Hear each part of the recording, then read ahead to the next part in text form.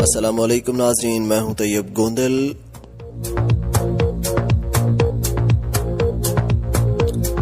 जी हाँ नाज़रीन, मुल्क भर में जहां अशिया ज़रूरिया की कीमतों में इजाफे से आवाम परेशान थी, तो वहीं महंगाई से तंग आवाम के ऊपर एक और महंगाई का बम। मसालाजात की कीमतों में 2 गुना इजाफा। गरम मसाला, लाल मिर्च, जीरा, अदरक मसाला, धनिया मसाला की कीमतों में 2 गुना इजाफा।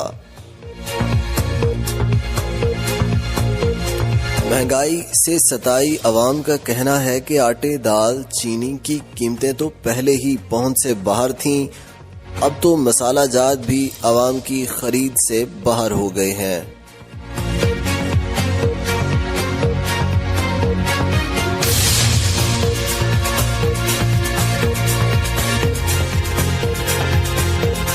अवाम हुक्मरानों को दुहाइयां देती हुई नजर आ रही है।